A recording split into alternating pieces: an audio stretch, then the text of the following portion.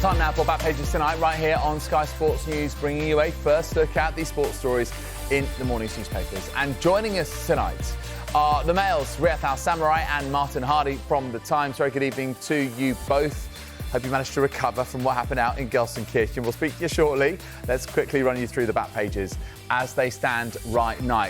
Right, starting off with the Sun, and in fact the front page of the Sun, saved by the bell. A couple of papers have gone for this particular story, of course. That brilliant screen grab, that freeze frame of Jude Bellingham. You can see Harry Kane's face there as that overhead kick goes in to save England, take the game into extra time, and Kane himself scores the winner. Back page of the Sun looks like this. There, scribbled out, it's coming home, because it was seconds away from their coming home in the last 16. But it's coming home. They've gone there. They decided to go with those famous three words. Hasn't come home since 1966, remember. Go to the front page of the Telegraph sports section. It looks like this. Bellingham, who else? Midfielder throws back rubbish at critics by saving England. Kane extra time winner books clash with Switzerland. Yes, next we head to Dusseldorf next Saturday. Back page of the Metro. Yay, Jude. Bellingham rescues struggling England before Kane pounces to book last 8 spots.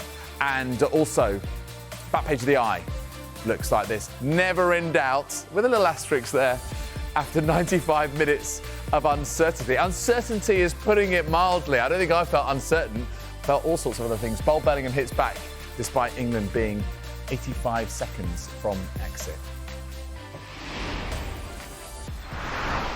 All right, it is back pages tonight. We're going to start off with the front page of the Sun, though. Football dominating the national story. Good evening, Riath. Good evening, Martin. I mean, in terms of the feeling right now, I mean, how does everything sit with you? How are you enjoying this? I don't know if I can call it a roller coaster of a tournament, but how England are making us feel right now. Riath, what about you? It's extraordinary, isn't it? I think that game tonight possibly captured the whole madness of England's past couple of weeks, really, where we've all kind of gone through that cycle of they're useless and they're hopeless and this really is as bad as you think, to suddenly, well, they're through. They live to fight another day, and it is a favourable draw. And maybe Jude Bellingham does have his confidence back, and Harry Kane's got a goal, and you know, it's Switzerland and they were good against Italy, but it's Switzerland and this is England. It's a great squad. So it's bonkers, really. And that match really summed it up.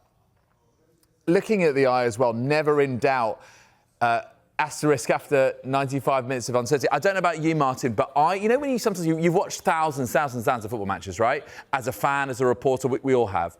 And you get that sense about whether it's coming or not, whether that equaliser is coming or not. And I have to say, I felt like it wasn't going to happen. I know that Kane had that header just wide. We had the disallowed goal before, then we had Rice hitting the post, but I didn't feel it was coming. What about you? Did you sense that they could do it and that it was all leading up to this incredible moment in the 95th minute?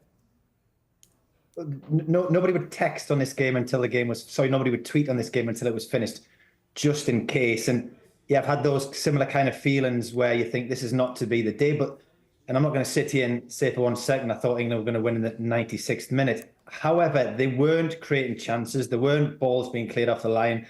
You know, there weren't blocks. England were playing awful. So it wasn't a case of it's one of those days. It was a case of can some player do something so spectacular that it saves this appalling game of football and spins it on its head. I don't think anybody could quite have foresaw that it's going to be a throw-in and a flick on from a centre-half who, if Harry Maguire was fit, he wouldn't even have been playing. And there's Jude Bellingham with this incredible overhead kick volley into the far corner. And that's a great picture the Sun have got there of Harry Kane's kind of desperation and disbelief on his face at the same time, which I guess is what a lot of people back home and in the stands who are England fans were suffering. It's just... they are struggling so badly. You were trying to say before, was it entertainment? I guess the feeling for viewers is this is a bit like running a marathon. You know it's going to be painful. The only bit you're going to enjoy is the finish. And that's pretty much England's campaign so far. You want it to be better than this. I'm sure we'll go on to talk about Spain. But the Spain fans are having tapas on the beach and the England fans are living in a hut from Al-Samarrai pet, I think. And you're thinking at some point, these wonderful players have to be put into a better concoction and something more enjoyable. Again, England have been stinking out tournaments for most of my life. And it's always the small games that you remember, like Holland in 1996. So we have to kind of put it into a context of, I think the victory tonight for Gareth took him to 7 knockout tournament wins, which was pretty much more than Ericsson and Venables and Keegan and Hodgson combined. So he's took over a culture of failure. He's changed the culture so that, again, England are in the quarterfinals. But the expectation of the modern football fan is they expect it to be done with a bit of style and purpose. There are enough attacking players there with real intent to do that. And this team has not shown that one little bit so far. By the way, for our younger viewers who are wondering what Auf Wiedersehen Pet is, it's a comedy series from the 1980s originally, just in case you're sort of less than 30 years of age and you don't remember a word of it. Let's get to Jude Bellingham, because, listen, it is remarkable. We have to rely on such a clutch moment from this extraordinary, now 21-year-old just. But this is something that just seems to be coming into his life and takes in his stride, Riath. He is just capable of, and so au fait with, being the man when it most matters, isn't he? Yeah, look, it was going to require something special. He's by some distance the most special player in that squad. And so, if it was going to happen, it had to be Jude. It had to be an overhead kick. It had to be the final minute of 6 minutes of added time. And look, I think we've got to kind of remember the sort of context here, that he's not had a good tournament. I don't think since the first 25, 30 minutes against Serbia, he's not looked anything like himself. And if anything, there's been this conversation about whether or not he should drop back and play alongside Rice to give Foden that sort of preferential place at number 10. And that's because he's not been having an impact on games. And if anything, he's looked grumpy, he's looked stroppy, he's waving his arms in exasperation at his teammates. Sometimes it's looked as if there's this frustration of I could do these things, why can't you do these things? But that's fallen down on the fact that he's not doing the things that we've seen him do, particularly at Real Madrid this season.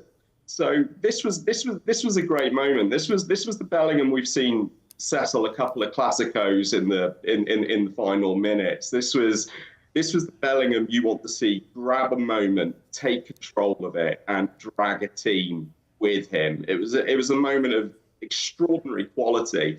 But what I would hope to see comes from it is, because he's such a confidence player, you can see how much he loves being that centre of attention. Even his celebration after the goal. I mean, I'm relying a little bit on lip readers here, but the suggestion that he says, "Who else?" I mean, there's a remarkable amount of confidence to say something like that and to want to be that front man, to carry that responsibility for a team. And so you can imagine having this big moment, this separation between optimism and catastrophe. The fact that he made that difference, he can grow from that. He can start dictating games. He can really feed off it. And so I think if England are going to do well, if they are going to break out of this mould of really tepid, miserable performances, and let's not forget, this was another one of those that just happened to have a happy outcome. It was a rotten performance. If they're going to break out of that cycle, they need Jude Bellingham far closer to his best that he's shown so far. And this could be the sort of moment that acts as a catalyst for it. Yeah, if England do go on and win the Euros, this will be for sure seen as the turning point, right? Bellingham's overhead kick and this comeback. And I wonder, I mean, there was lots of speculation about whether he should be rested, whether he should be benched, taken off for a different player. England changed shape, Martin. But is this the reason why, and it sort of endorses Gareth Southgate's total confidence in this player, that you leave him on all the way until the bitter end, because you just never know what he might produce? Yeah, of course, there is a counter argument to that, which is if different changes had been made at half time, you might be 3-1 up come the final closing minutes of the game, and you don't need that kind of do-or-die hero producing something from nothing. So there are varying options on that. You sit back tactically and go, Harry Kane and Jude Bellingham haven't gelled at all, but here they are, the two saviours, having both scored and kind of saved Gareth Southgate's position for now at least. So yeah, you can understand why he is left on the pitch. It's just clear for anybody to see that England are not getting the best out of Jude Bellingham, and they can surely produce something tactically more astute than what they've done today. I think the modern managerial chats amongst their staff before a game will go through kind of crisis management, if you like, say what's the worst thing that can happen in the game, and the staff will provide solutions. But I just can't see a bit of paper that has Bukayo Saka starting at right wing of a 3, then moving to left back of a 4, then moving to right wing back of a 5, and you're thinking it's so disjointed, and it just feels like it's getting made up on the hop, where you're thinking you've had so much time to prepare these group of players, to have plans in place. And the other thing to mention from this game is England go 2-1 up and have the tails right up, and let's compare that to Spain against Georgia, who are 2-1 up, and from then you just think Spain are going to score 6 or 7 goals. England retreat yet again. They've got 5 in midfield, 3 in midfield, 5 at the back, and 2 big lads up front, and they're sitting within the final third of their own half. So tactically, England have to improve, and in doing that, you feel they must be able to get something better from Jude Bellingham than just this goal in a million that he's had to find from goodness knows where. Yeah. I mean, listen, Gareth Southgate did defend himself in that, obviously he had to throw attacking players onto the pitch, Abera, Eza, Ivan Toney, etc., and then had to reshape in extra time because you had a real imbalance, a skewed kind of front-sided squad, and then eventually, ended up with the formation you've just described. But I wonder, therefore, does that mean that, this criticism that is being aimed at the players? I mean, Jude Bellingham spoke very strongly on this, Riath, afterwards, saying, the players are hurting for this, that they are being affected. This in the eye, Bold Bellingham hits back despite England being 85 seconds from exit.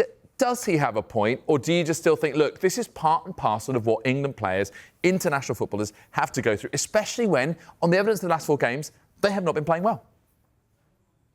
I don't doubt that they're stung by it, or they're going to be hurt by most of all of their own performances and the performances of the team. I think the criticism so far has been predominantly justified. They've gone in there as favourites, or joint favourites if you prefer, going into this tournament, and they've played very poorly for almost the entirety of 4 games now. They're through to the quarterfinals, so I can certainly understand the perspective that, well, we've crossed every checkpoint that we've needed to. We won the group, we're through, but they were 85 seconds away from going out against Slovakia, who, they showed in the group stages. They beat Belgium. They're a good side. They're in the last 16 on merit. They've gone through as 3rd place from their group.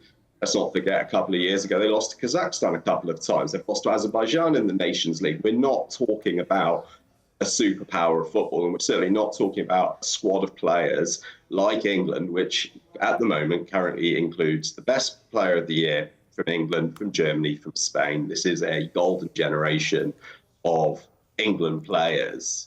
Not necessarily the golden generation, my point. So we are talking about a fabulous collective of England players here. For them to be criticised for struggling through, taking a couple of draws in a pretty reasonable group, you'd have to say. I think they do deserve to have the scrutiny. Whether or not the temperature's correct of that is probably open to some debate. But people looking at it and saying these performances are not going to win you a European Championships, that's entirely valid. At the moment for them, they're still in there. They're still fighting. They've got a favourable draw to get to keep going, to keep progressing. But performances are the greatest indicator of future results. And at the moment, those performances do not tell me that it's going to end with the trophy unless there's a massive upturn.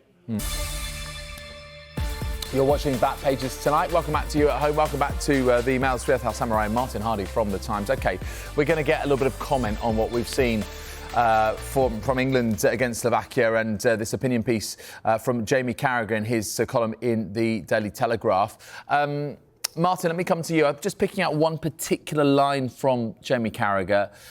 It says this: if there is one final plea to Gareth Southgate from the nation, it is that he grasps the nettle, fixes the glaring issues with the team's balance and maximises the good fortune which has fallen his way. But essentially saying that, that this last sort of minute salvo from Jude Bellingham has changed how history will view Southgate. He's got to take this chance now because he's been in this position before with England facing a kind run into the tournament to go deep. And this is the time when he has to flip the narrative around. It's interesting in that piece, Jamie says, in the criticism, attacking players dropping too deep, no running in behind. And what he said, which is quite damning, he says it's perplexing that has not changed. So the end of the piece might suggest optimism, but it's not necessarily there in the words. The one thing I would say from that, I don't necessarily agree with Jamie. I don't think Gareth Southgate will be defined by a 96-minute goal. It's got him out of jail in the tournament, but I don't think it's got how he's remembered. It's not a big enough event.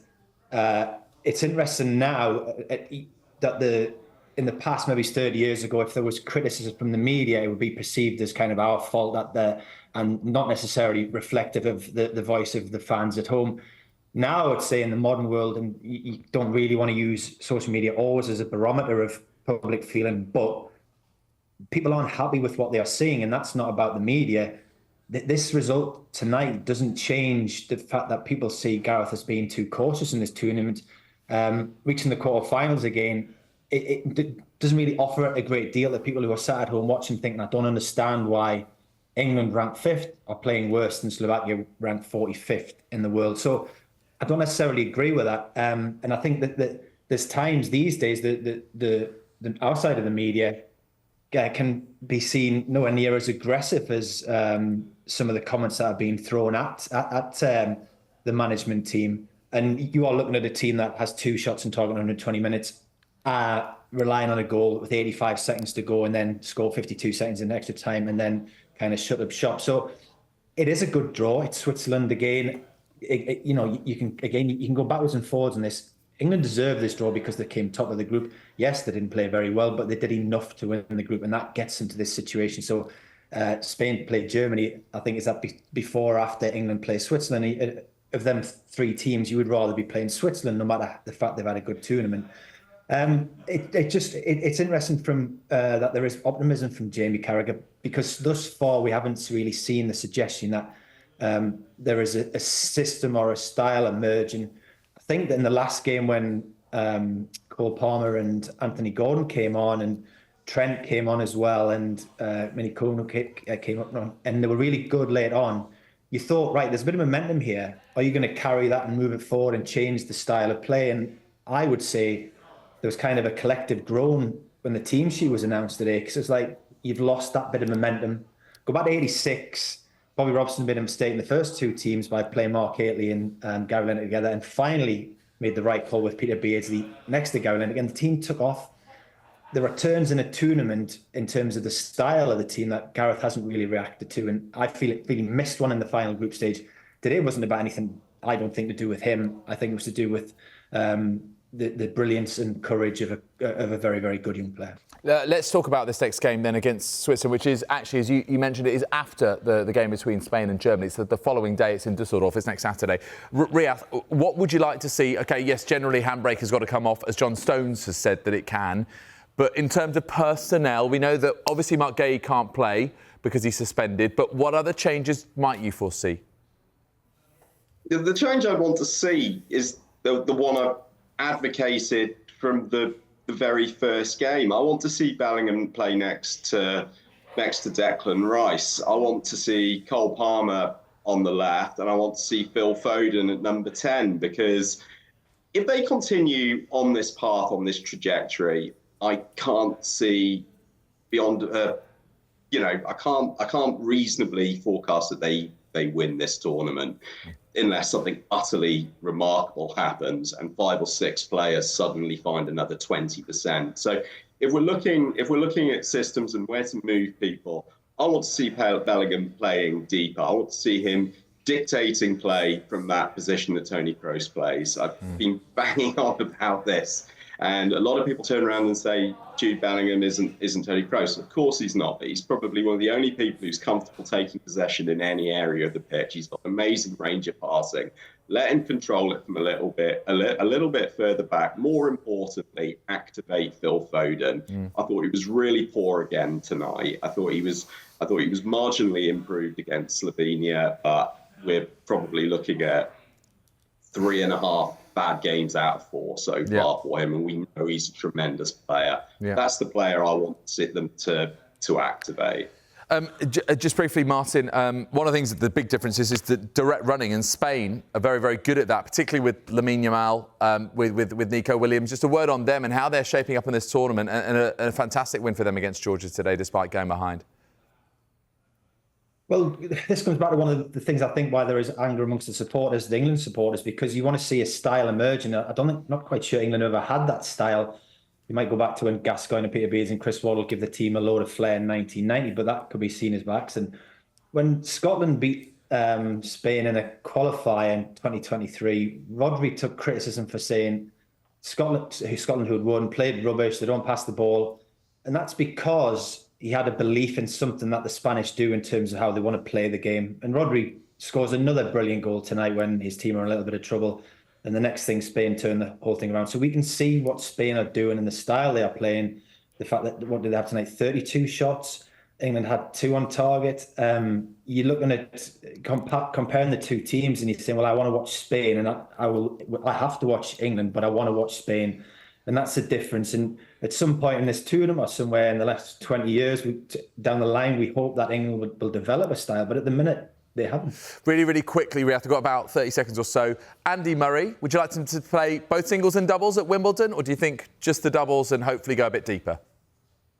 I'd love to see him play both. The fact that he doesn't have full feeling in his right leg yet at the moment makes me fear for him. But I would like to see Andy Murray play as often as possible, for as many years as possible, but we're down to minutes, I think. Yeah, I mean, for him to play with Jamie and to finish his career on centre court, that would be, a fantastic farewell and swan song for all that he's done for the sport and indeed for British tennis fans. We're going to leave it there. Riath and Martin, thank you very much indeed. We went deep on England.